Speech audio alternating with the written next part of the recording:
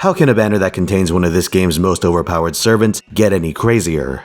How about a combination of a loop enabler and Mini Miss Crane?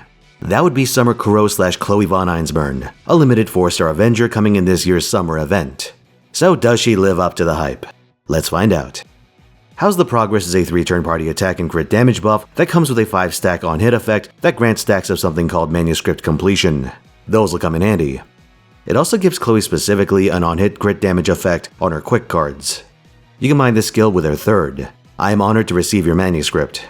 This is a 3-turn party NP damage buff, but it also removes all stacks of Manuscript Completion, giving their holders 10% charge per stack removed. So you have an incentive not to use this until you've gotten value out of skill 1.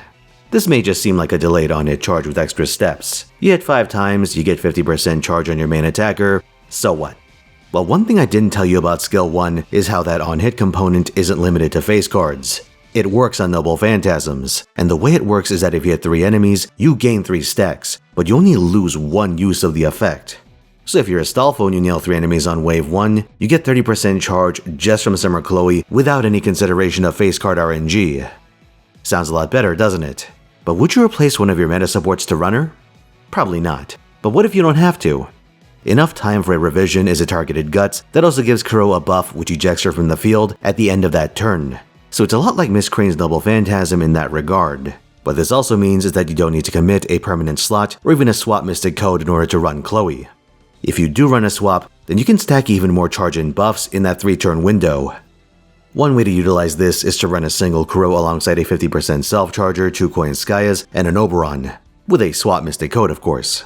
The benefits of this approach are that you can run Black Grail on servants that couldn't quite get it done with the Chloe-less package, like a Reshkigul, Kukul Khan, or any of the other cranking-style Buster Loopers, or even some of the ones that had to use K-Scope in the past. Like for them to run Black Grail, they would have had to use double Oberon or something else obnoxious. How the Chloe strat goes is that you start with your attacker, 1 Koyanskaya, and Chloe on the field. You use your servant skills, assuming they have a 50% battery that can be triggered twice with enough cooldown reduction, then you activate Chloe's first skill, and then use up Koyanskaya number 1 completely, and NP. On turn 2, swap route for Oberon, who you have positioned in the last slot of your team. Now you can cash in that 30% with skill 3 from Chloe, and also activate skill 2. Doesn't matter who you target for the guts. Oberon gives a 70% in batteries to your main attacker, but not Ending of Dreams. This lets you NP again. At the end of the turn, Chloe will swap herself out in favor of Koyanskaya number 2, who should have been set up in the first backline slot. With Koyan skills, your main attacker's battery should be back up, and you can use everything you have left to get the kill. The benefit of this approach is that you can push the damage and looping capabilities of servants that would have had to pursue more awkward options otherwise. But it's not without its limitations. You sacrifice one of the main benefits of the Buster playstyle because now it matters how many enemies are in wave 1. You need 3 or at least 2 if you're willing to use Chloe's Bond CE. So there are some nodes where this just won't work for 3-turn farming. The timeline of her skills is also very inflexible in this team.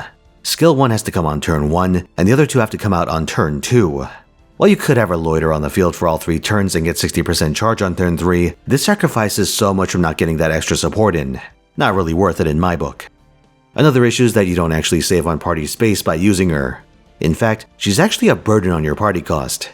In some situations, this is a worthwhile trade-off since you get more damage and charge than if you had excluded her, but it also greatly restricts what you can do with your backline, so you'll almost certainly have to choose between running her and getting the most out of utility craft essences and bonding up your backline, or even min-maxing drops during lotto events.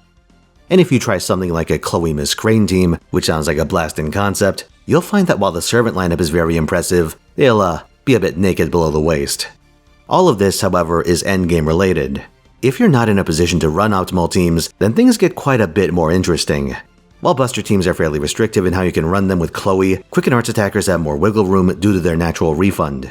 In this footage, I run Summer Ishtar with Charge to spare. I use Traces for security, but with her battery and charge append, you could honestly use Black Grail. This is post-evocation Ishtar, by the way. If you try this on NA, you're gonna run into quite a bit more difficulty. With that one, I used a very similar setup as the Buster comp, but for arts, you should mix things up and swap on turn 1 to maximize your NP gain. This won't fix every servant with dogshit looping statistics, but you can get away with some funny things, so don't hesitate to experiment. But let's go even lower.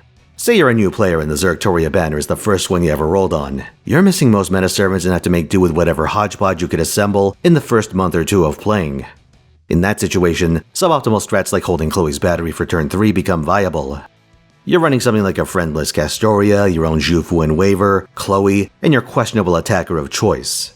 Maybe it's a NP1 5-star you lucked into pulling, like maybe a Ptolemy, or an evocation pickup like Io, or even some garbage you got from the tutorial gacha.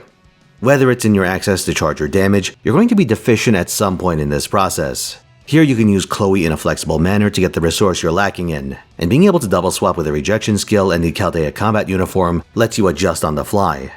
This is even more useful for type swappers like Ptolemy and Lancer Melusine, since your bizarre backline package can include things for multiple card types. If you get Queen Sky at some point, you can backline her for added flexibility. If you get Summer Scotty, same deal.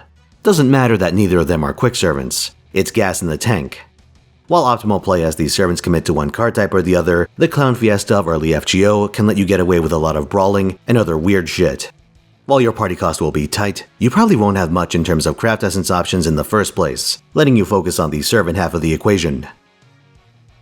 It is possible to get too weird though.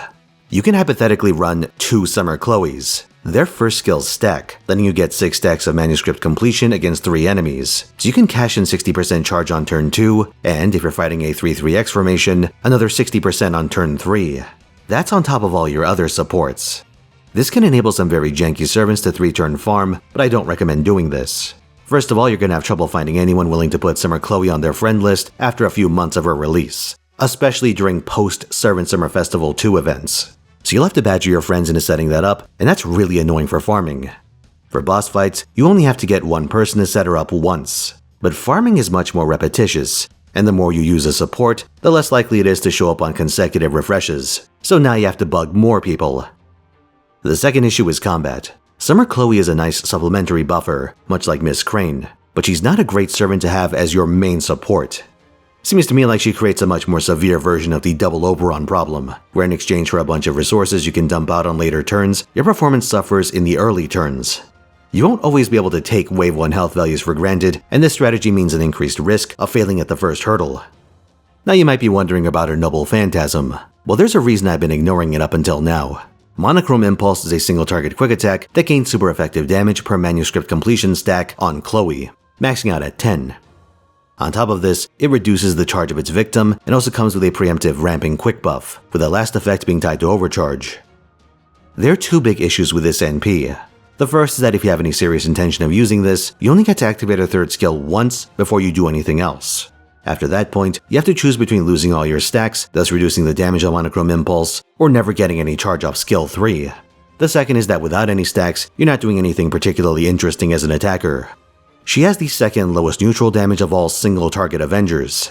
In other words, you're normally better off just not bothering with Chloe as an offensive servant.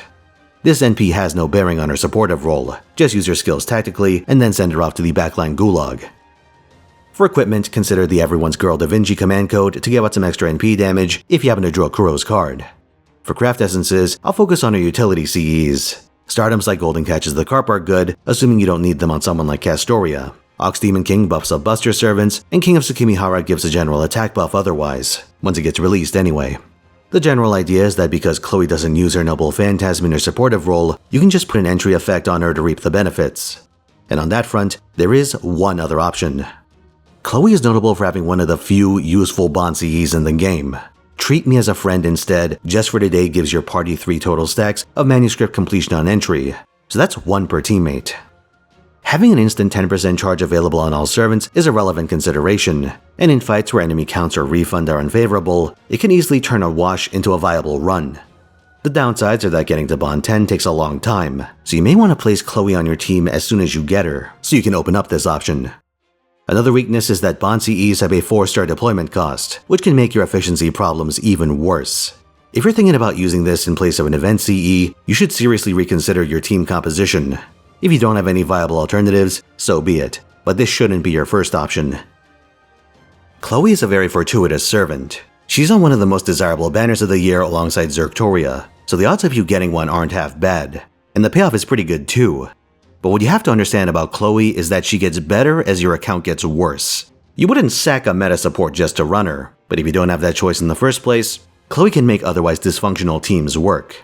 But as you flesh out your account with more robust attackers and proper card type supports, the need for this kind of jury rigging decreases. And as your Craft Essence lineup gets deeper with bond boosters and other non-combat utility, her burden on party cost becomes more and more of an issue.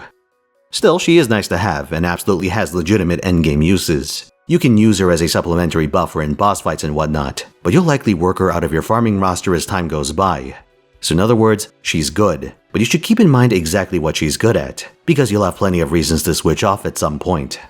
Lucky for you, you only need a single copy for a primary use case. But given who the 5-star is on that banner, you can probably expect a fair bit more. So, do you think you're gonna get mileage out of Chloe? I for one plan to get her Bond CE just in case, but for my purposes, I can't really see myself using her for any hardcore farming. Maybe the odd challenge quest, but that's it. I stream every week, 3 PM Pacific time over at twitch.tv/Finotaisen. This week I have Uma Musume lined up for Friday, Honkai Star Rail for Saturday, and FGO Grand Lancer fights for Sunday, so stop on by to get in on the action. See you there.